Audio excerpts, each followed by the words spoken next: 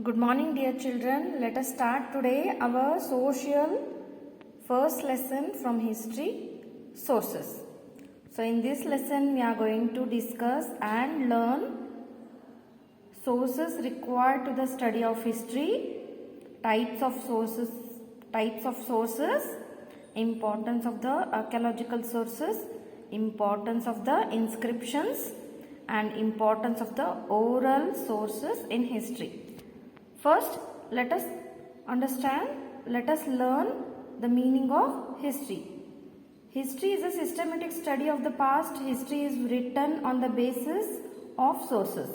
Hence, it is said that there is no history without sources, or there is no source, no history. Okay. So, how historians write the history? So, historians collect the sources, subject them to critical, and after that they examine the sources and they analyzes the sources, and then they will write the sources, same as advocates. Okay, just like an advocates. The advocates also present their arguments on the basis of followed evidences, sources related to their cases. In the same way, historians also collect the sources, subject them to critical examination, analysis, and then write the history. Next, we'll move to the what is the meaning of source. So, human beings had created many easy ways to lead their lives since ancient times. In this, things used by human beings in the past events remained. So, these are called as sources. Okay, these sources can be divided into two types. One is literary sources, another one is archaeological sources. In literary sources, there are again two types. First one is written literature and oral literature. So, let us see the examples and what is the meaning of written literatures and which are the examples of written literature.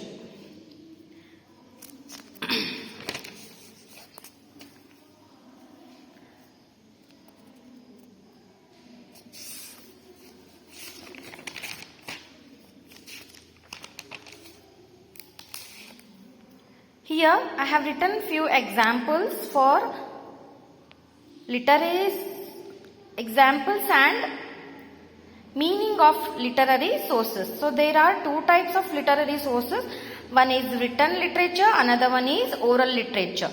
So, written literature, the meaning of written literature, a literature or a literary work portrayed the past existence aspects of life either directly or indirectly. Or there are two types of written literature. One is native literature. So, which are the few examples of native literature and the meaning of native literature? Native literature means that it was created by historians in native languages. Okay, which are the native languages? Already you know, children. Kannada, Hindi, Sanskrit, Tamil, Telugu. These are the native languages. Okay. So, which are the examples? Which are the examples of native literature? Few Indians, they have written books. Okay, on the Indian history. For example, Kautilya's Arthashastra, King Hala's Gatasaptasathi, and Vishaka Datta's Mudra Rakshasa, Kalhana's Rajatarangini, Banabhatta's Harshacharita, Chand Bardai, Prithviraj Raso, and Pampa Vikramarjuna Vijaya. So, these are the few Indians authors and poets who have written the history of India in their works. Okay, next we'll move to the foreign literature. So, before discussing the foreign literature, I will tell the meaning. What is the meaning of a foreign literature? So, many foreigners who visited India as travelers, ambassadors, businessmen, officials and missionaries have recorded and written, and they observed their experiences in their books or in their written works. These works are considered as a foreign literature. So few examples of foreign literature are Megasthenes Indica, Fahen's Gokoki, Huensang's Siyuki, Ptolemy's Geography, Farishta's Tarikh-e-Farishta, Babur's Tuzk-e-Babari. These are few foreign literature examples, children. Next, oral literature.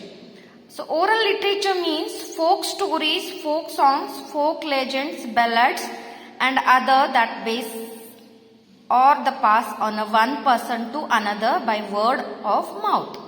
Few examples for oral literature are ballads on Kumaravarma, the Nayaka of Chitradurga, Kempegowda, Tippu Sultan, Sangoli Rayana, Kittura Chennamma, Sindhura Lakshmana, Meadows Taylor, etc. These are the ballads. These are the examples of oral literature. Next, legends. What is the meaning of legends? Local mythological stories are called as legends. For example, Shravana Belgoda. It is a place.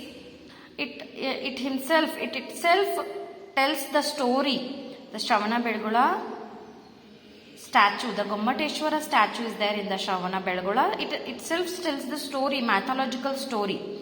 Okay, next, Bengaluru Palace and Koppala, Pattadakallu, Gokarna and Mysuru Palace. These are the few examples of legends. These places tells us a story of a historical places. Next, we'll move to the archaeological sources. So what is the meaning of archaeological sources, children? Here, archaeological sources are available not only on the surface of the earth but also hidden deep in the depths of the earth. The hidden things in the earth are dug out by using scientific methods. This process is called as excavation. ಭೂಮಿಯ ಒಳಗಡೆಯಿಂದ ತೆಗೆಯುವ ಒಂದು ವಿಧಾನ ಇದು. ಭೂಮಿಯ ಒಳಗಡೆ ಅಡಗಿರುವ ಕೆಲವೊಂದು ಹಿಸ್ಟಾರಿಕಲ್ ಐತಿಹಾಸಿಕ ವಸ್ತುಗಳನ್ನು ತೆಗೆಯುವ ವಿಧಾನ. This is called as excavation. Harappan civilization came to light only due to the process of excavation. During excavations, ruins of buildings, inscriptions, coins, terracotta pieces, bangles, seals, beads, bones pieces, metal, so many other have been founded. These are analyzed by applying various scientific methods to understand the life of the people in past days. Inscriptions. So archaeological sources. So example of archaeological sources, first one is inscriptions. The archaeological sources are divided into 4 types: inscriptions, coins, monuments and other historical buildings. Inscriptions. What is the meaning of inscription? Inscriptions mean these are engraved or written on stone, rock, metal, ivory, terracotta. Terracotta means it is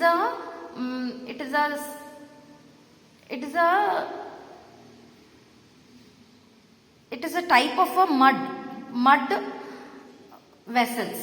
Okay, terracotta. What is terracotta means? Terracotta, it is a type of a vessel, mud vessel.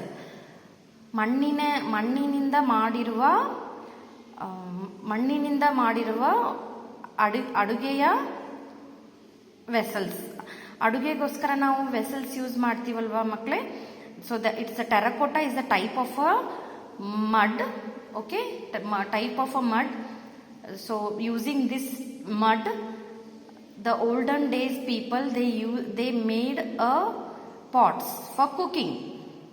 So terracotta is a type of a mud.